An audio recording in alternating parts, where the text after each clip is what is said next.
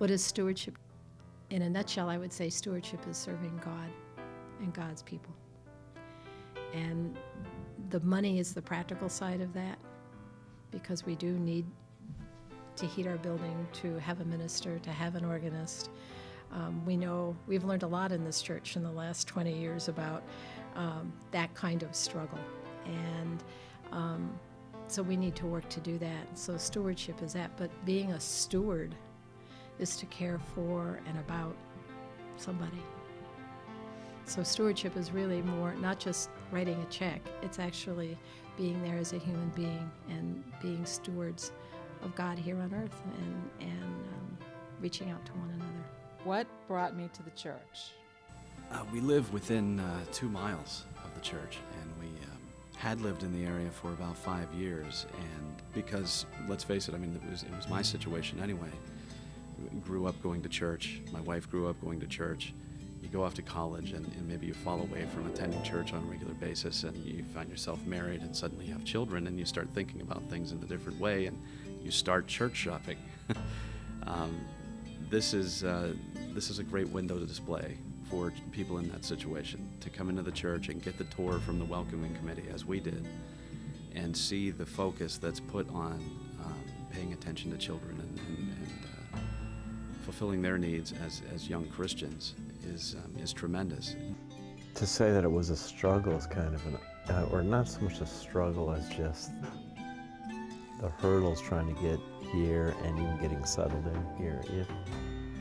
The first few steps went real smooth, so it was like it was meant to be, and then all the hurdles came up, and it reminded us that you're going to go through the wilderness before you get here, from trying to find not find a place, but get the place to live in, and to get cabin out here, and and leaving other family back. But Kay and I kept talking, and Milford, for whatever reason, after every interview, every conversation, we would sit down and we talk through it, and she said, "There's something about Milford. What is it?" And I said, It's not so much what it sounds, it's what it feels from its profile, from the first interview, from the conversations, the second interview. As we closed in, I just wanted something that's comfortable. That's what I told Heather. That's all I'm searching for. I'm here to have an enjoyable time. I knew there was hurt here. I could sense that. No one has to tell me. I've been in this long enough. I've seen the struggles. And yet there was so much that you were doing as a church. There's a lot of churches that weren't creating things like the open house, coming here and seeing the Sunday school, having built a wing even when after every dime that you raised had to go to the EPA. And you still went with it. You still continued, The other things, the things that you may have stumbled on that with a little more patience and a little more understanding, guidance, and time, you might have worked it through, but you still were showing a lot of life. And both Kay and I saw that and heard that and experienced that. The call, it was definitely a call. It was something that you can't really explain that said, this is where you need to be. And when I say need, it's not, I'm coming in to be this glorious leader that's going to rally the troops and take you someplace. It was as much of a need for me to, just a place for me to be too. It was kind of like being with a family. Get to know the people, love them to death, and enjoy the ride. We're just here to heal. And the only way to do that is just let the people get to know one another, not have any kind of agenda. If you want to call it an agenda, it is we're going to get to know one another and enjoy each other's company and start learning to kind of play together. And with that, we can learn how to pray together and be a little more intimate with each other and realize that, when something comes up that's a little off track, We don't have to panic about it. We'll take care of it. It'll be fine. And you start feeling that yourself, that community, and the guards are down, and you become, it'll evolve. Because once you let go of that guard, God has a chance to work with you. God will take you where you need to go. And it's going to be kind of this lay leadership flow, and I'm going to kind of ride the wave with you folks. I'll be there with you. That's the best way of putting it. I just want to be there with you. Where have you seen, or where have you personally experienced the ministry of this congregation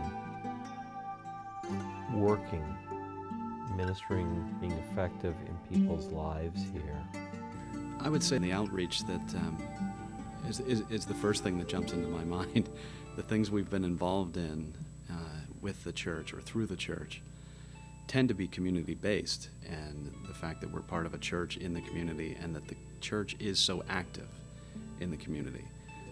I was grocery shopping with my kids recently and grabbing a can of black beans, and my son said, "Should we grab another one for the purple bag?"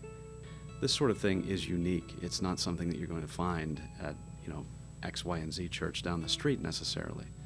This church is active. That's what it's all about, and it's a terrific thing to be involved in. It requires involvement in a way that I think other situations don't. But the extent to which it works here, I think, is evidenced by the amount of community outreach programs that the church gets involved in. If I were to have one wish for the church, That it continue its outreach to children, especially.